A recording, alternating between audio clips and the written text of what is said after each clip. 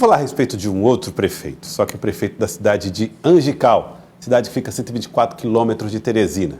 Bruno Neto, prefeito da cidade, compartilhou em suas redes sociais uma notícia emocionante: o sucesso do transplante de medula óssea ao qual foi submetido recentemente. Segundo o próprio gestor, 12 dias após a infusão, a medula doada por seu irmão, Baroni, começou a produzir células saudáveis, um sinal claro de que o procedimento foi bem sucedido. Bruno Neto é do MDB e anunciou em novembro do ano passado que foi diagnosticado com leucemia. Desde então, segue em tratamento em São Paulo. Reeleito na última eleição com mais de 80% dos votos, o gestor de 38 anos revelou que a doença foi descoberta após os exames realizados por um check-up de rotina apontarem alterações nos leucócitos. O prefeito vai seguir em recuperação pelos próximos meses, com foco total na consolidação do processo de cura.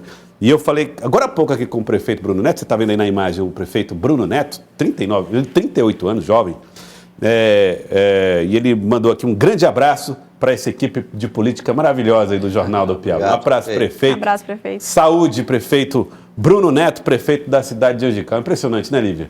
É uma história maravilhosa de recuperação de saúde, que certamente ele conquista nesse momento. E de esperança, né? Existe toda uma construção de que, por mais que seja um momento muito difícil, não consigo nem imaginar, mas ainda assim existe uma fé que move, existe o dia seguinte, que é continuar um dia após o outro lutando e continuando, fazendo bem, que vai dar tudo certo, prefeito. Tanto é que ele foi eleito em 2020 com uma diferença mínima, foi daquelas cidades que a diferença imperceptível, mas fez um grande trabalho na primeira gestão, tanto é que na reeleição já obteve uma diferença marcante, mais de 80% das preferências. E aí, esse bem-sucedido procedimento lá em São Paulo deixa o prefeito Bruno Neto e a população de Angical cheios de esperança na recuperação do gestor.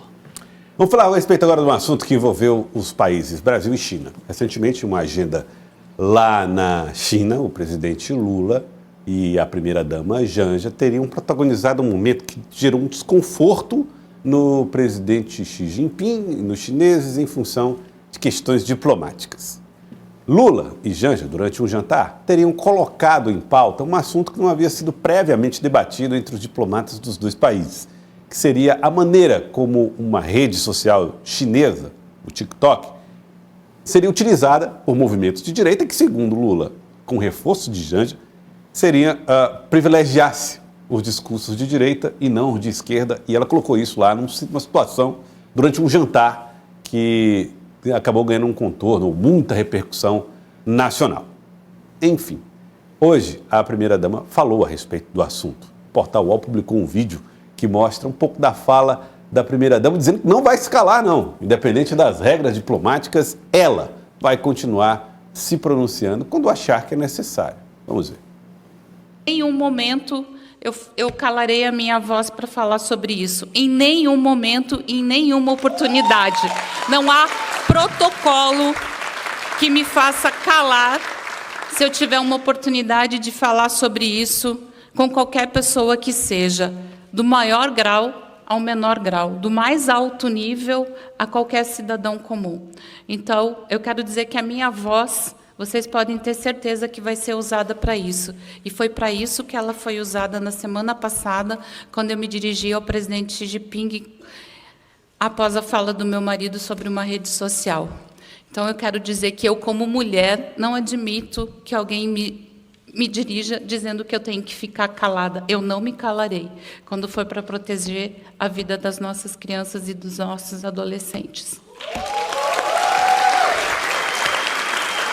Desculpe, mas eu precisava falar isso.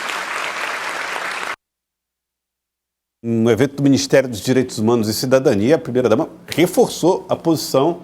E aí, Lívia, entra uma questão delicada. Primeiro, estou falando da questão diplomática, né, onde você tem uma relação que precisa ser muito clara entre os dois países, muito honesta e previamente discutida para evitar desconfortos. E outro, me parece que é essa mistura entre esposa, primeira-dama, entre mulher do presidente, mulher do Lula, né, como ela mesmo colocou, né, mulher do Lula, e a esposa de um presidente da República que ocupa uma função que exige muita delicadeza no trato. Isso.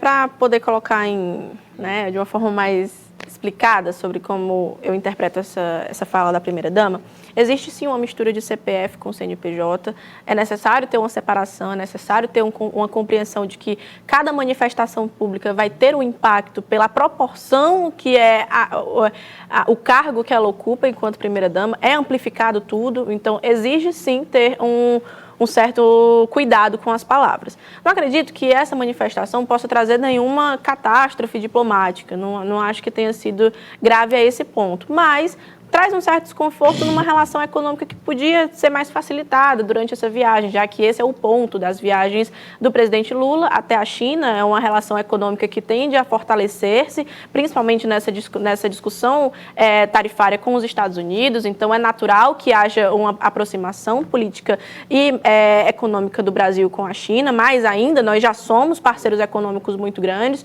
mas é justamente ter aquele trato. Eu acredito que tanto a primeira-dama Janja como o próprio presidente Lula, eles perderam um pouco essa dimensão das suas falas, né, de compreender que tudo e qualquer coisa, inclusive por conta das redes sociais, do TikTok, do Instagram, de todas as veiculações da internet, tudo é amplificado. Então, é importante saber aonde pisar, até onde ir com as suas falas. Mas é algo que acredito que já não tem mais muito o que fazer, já está na reta final do mandato. Eles continuam fazendo isso, assim como o Bolsonaro também fazia. Ela admitiu que vai continuar falando. Ela admitiu que vai continuar falando. Então, é um mecanismo de comunicação que já mostrou-se que não vai ter resultados tão prósperos eleitorais, mas que aparentemente é síndrome de Gabriela, né? Eu nasci assim, eu cresci assim, eu vou ser sempre assim. Se o leite foi derramado, agora a primeira-dama chutou o balde.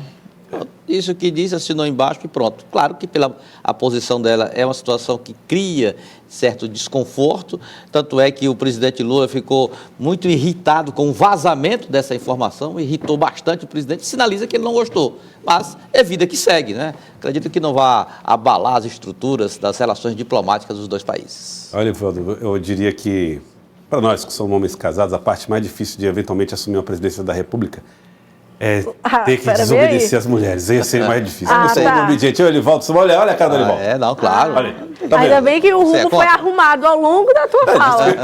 Porque aqui eu ia me estressar. Muito bem, Líbia.